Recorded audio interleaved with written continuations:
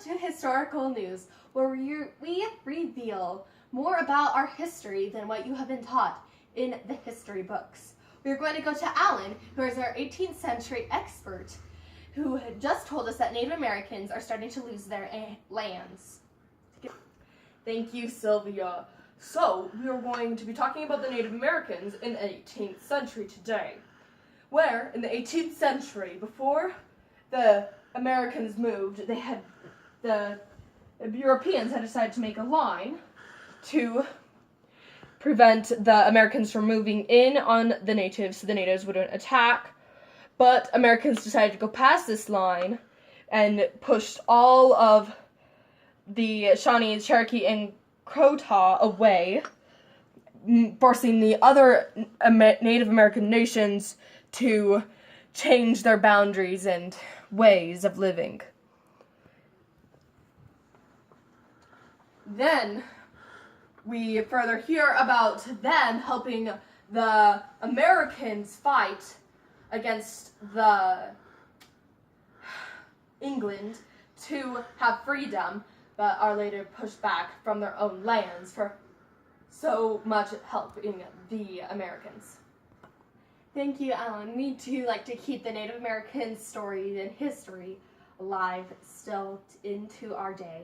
We can follow more of their story through Abby in the 19th century.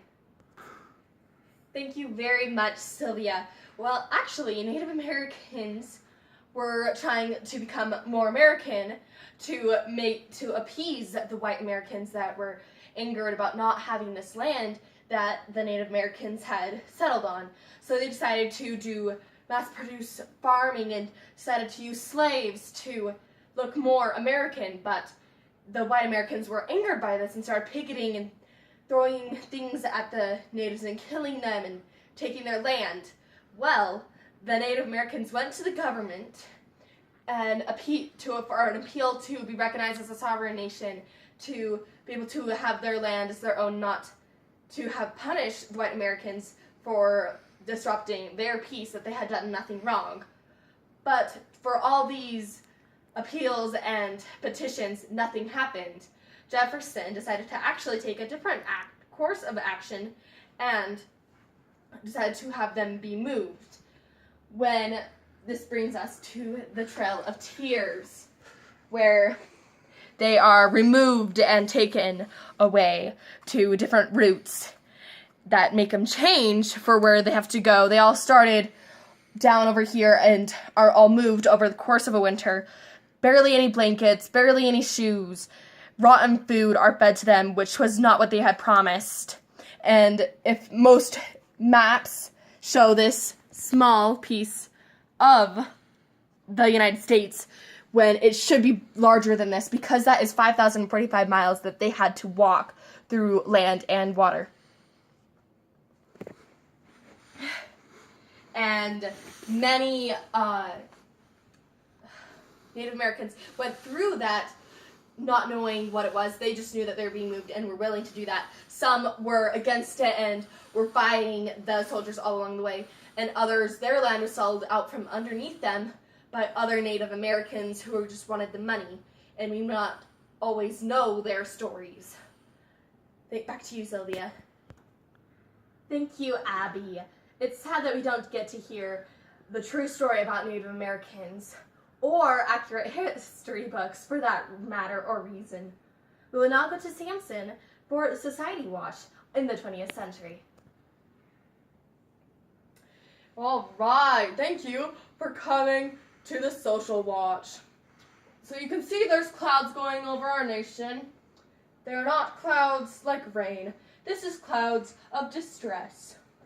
So we're going to talk about things that Native Americans have gone through.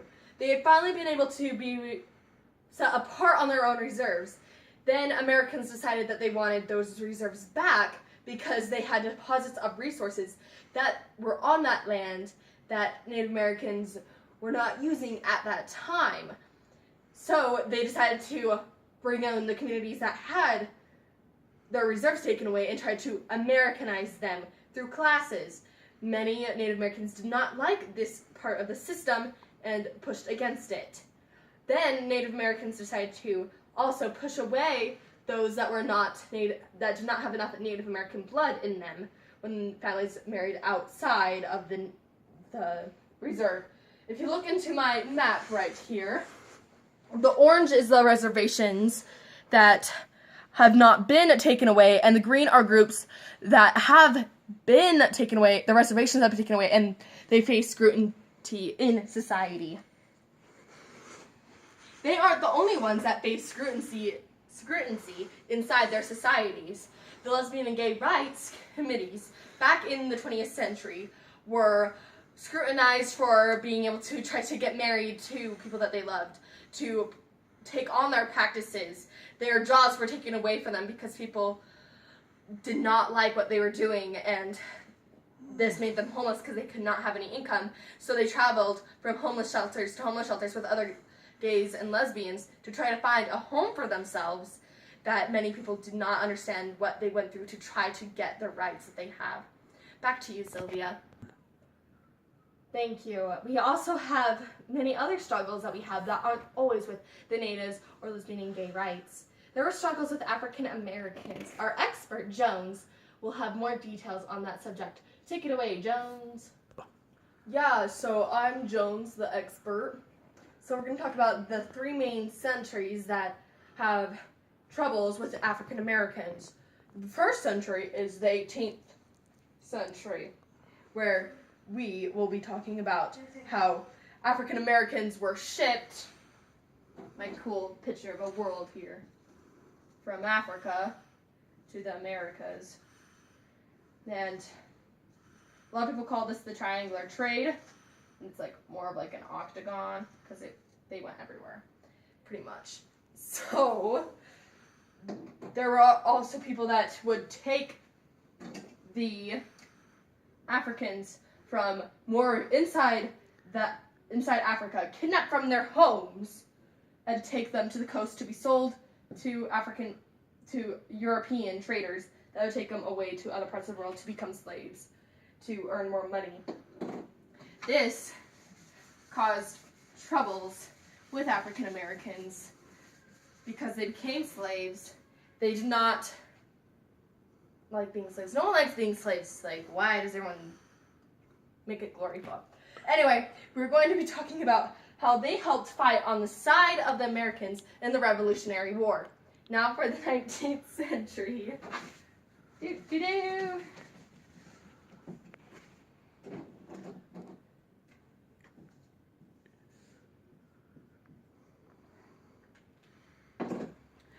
With the 19th century, the Americans helped fight in the war, the African Americans helped fight in the War of 1812, and they were just always trying to work it out, man. So in 1861, Civil War broke out, and many African Americans went through the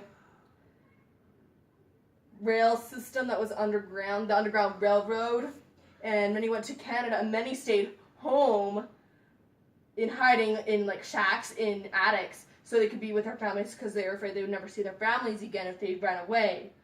So these African Americans came back to help fight in the Civil War in hopes that they would be able to be free and have those same rights that the white dudes have. So it was really interesting that when we talk about these things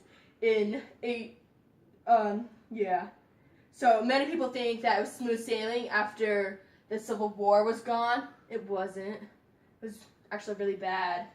We had things that happened in the 20th century that there were still lynchings going on. And people getting beaten up. It's not a cool picture.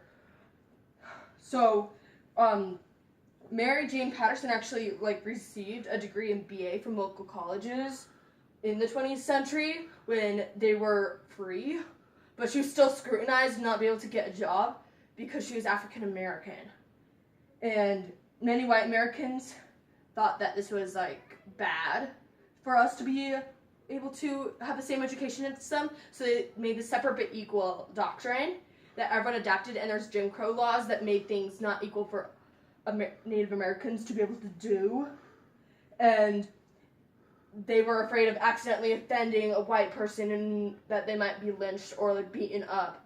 Because if they sit in a wrong seat or go into the wrong bathroom or use the wrong drinking fountain, then they would get in trouble. But in the 20th century, some African American women were able to go into NASA and do the math and engineering for Freedom 7 spacecraft and many other spacecraft in NASA. So when Heart of Atlanta Motel helped destroy these things instead of Brown v. Board to make sure that they integrate, was a great day for Native Americans. Back to you, Sylvia. Go. There are varying problems that exist in our history, and I think that was one of our biggest that we faced. But we also don't always hear what actually truly happens. This is the same for women as well. That's one of our other problems that we've gone through. We are going to go back to Alan to discuss this about women in the 18th century. Go. So we're talking about women in the 18th century when they did not want to stay at home and clean and sew and educate their children. And the men should have been the ones working instead. But we're not going to talk about that. We're going to talk about what they could do if we had not forced them to stay in the kitchens. So when war broke out in the 1700s, some women had to go and pretend to be men in order to help out in the war when they knew they could do that and when men underestimated them. They also made committees in like church groups and social groups to help out groups in need that needed these services and make blankets and stuff. One woman actually helped the Nan make the cotton gin, and other inventions happened in the 1700s that they were not always given credit for. Back to you, Sylvia. Go. Thank you, Alan. We do like to hear about those women who create things in history. Now we're going to go to Abby to talk about women in the 19th century. Thank you, Sylvia. Yeah, so women in the 19th century did go through many hardships, and their opinions were very not wanted by the men. So the women started making cookbooks that had their opinions in them, and they started trading them around and selling them to each other so they could view other and talk to other women about these opinions that they could share with each other that were so similar, and they weren't getting backlash from the men because men did not read cookbooks because that was the woman's thing. They also were trying to have the women help out with other things in war. They also helped out in the Civil War disguise because women were still not allowed to be in war to help out.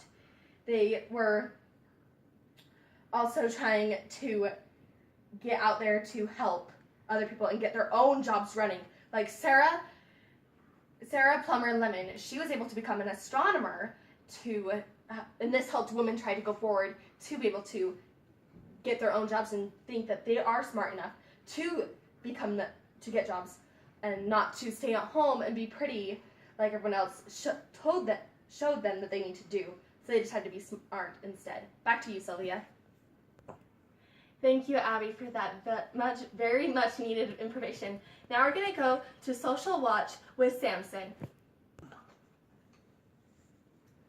Thank you for coming to Society Watch with me, Samson. Okay, so we're going to talk about what happened in the 20th century, where women, instead of wearing their long dresses, like their moms had told them to, their dresses got shorter and had pretty cool things on them. The men were just more weird in a way. So some of these women actually started in the Prohibition era, where they started to go into nightclubs and creating these clubs that you had to require a password to get into them, otherwise known as a speakeasy, where they had their moonshine or their illegal booze, which is why you had to have the password, because if you didn't have it, then that meant you had a spy trying to get in or something. So it's very important to view how these women were able to change from the party-going era to the Depression into World War II, where the men went off to war and the women stayed at home to do the work. And in order to get these women to go to work, they did advertisements like, we can do this. But they also did, hey, you can sew with a needle and thread to make a blanket. This means you can put chemicals into a bomb to help the men out in the war. So all these women went into these factories, and then when the men came home, they had to de-womanize the jobs so the men could go back into the factories, and the women could go back home and do what the men thought that women should do, be in the kitchen and take care of the kids, which a lot of women decided they liked their jobs, so they stayed inside the factories. Back to you, Sylvia. Thank you so much, Samson. Thank you for everyone who was able to watch in on our show today. Please come back again for our more news on the History Channel.